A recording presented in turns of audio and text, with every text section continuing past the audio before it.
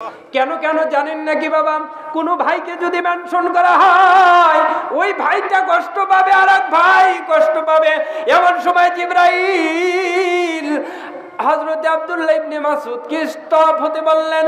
নবীজির কাছে জিবরাইল আসলেন, নবীজিকে ডাক দিয়ে বললেন, নবীজি গো, আপনি দুইটা ভাইয়ের তরবারি কিংবা ছুরিটা হাতে নেন, নিয়ে দুইটা ভাইয়ের এই তরবারি এবং ছুরিটা পরীক্ষা করেন।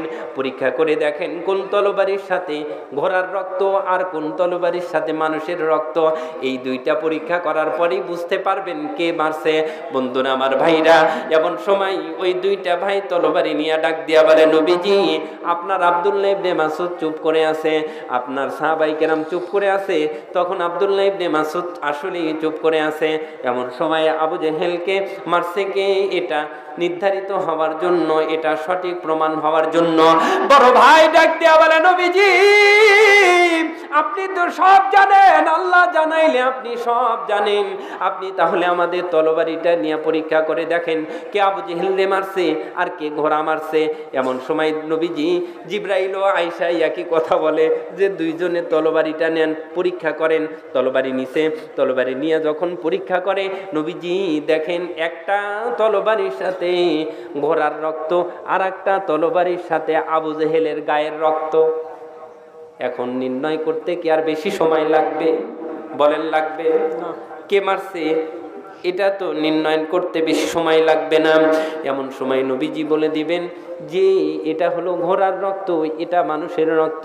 এমন সময় জিবরাইল ডাক দিয়া বলে, নবীজি গো, আল্লাহ আপনাকে বলতে নিষেধ করেছে, আপনি বলে দেন দুইটা ভাই আবু জেহেলকে মারছে। বন্ধুরা আমার ভাইরা, বদ্দার আড়ালের বাপ, এমন সময় ওই দুইটা ভাইয়ের একটা ভাইয়ের হাতটা কেটে যুদ্ধের ময়দানে কাটিয়া পাকনা থেকে এখান থেকে আলাদা হয়ে চামড়াটাই বগল তলার সাথে ঝুলতেছে। এমন সময় নবীজি ডাক দিয়া বললেন যে তোমার হাতের অবস্থা তো খুবই খারাপ। তখন এই ভাই ডাক দিয়া বলে, নবীজি গো, এ তো মাত্র হাত, কল্লাটাও যদি চলে যেত আমি কোনো কষ্ট পাইতাম না। সুবহানাল্লাহ। আম্মু ডাক দিয়া বলে, ও মদিনার বালিকারা দেখো, ছোট বাচ্চা মাস মুআব্বাসের এক ভাইয়ের পাকনা কেটে গেছে, তারপরেও কোনো চিন্তা নাই, তারপরেও আনন্দ করতেছে, উল্লাস করতেছে। এমন সময় নবীজি ডাক দিয়া বলে, তোমাদের মধ্যে একজন শহীদ হবে, আর একজন গনিমতের মাল পাবে, আর একজন পাবে না। তখন আরেকজন কে এটা কেউ বুঝতে পারে না। এমন সময় নবীজির কাছে দুইটা ভাই ডাক দিয়া বলে, কে পাবে কে পাবে না এটা বলার দরকার নাই। নবীজি গো, আপনার জন্য জীবন দিতেও পারি, বাঁচলেও আলহামদুলিল্লাহ, মরে গেলেও আলহামদুলিল্লাহ, কোনো ভয় নাই, কোনো চিন্তা নাই। বন্ধুরা আমার ভাইরা, এমন সময় আল্লাহর নবী ডাক দিয়া বললেন, তোমরা দুইজনই এই আবু জেহেল রে দুনিয়ার থেকে চিরবিদায় করে দিয়েছ।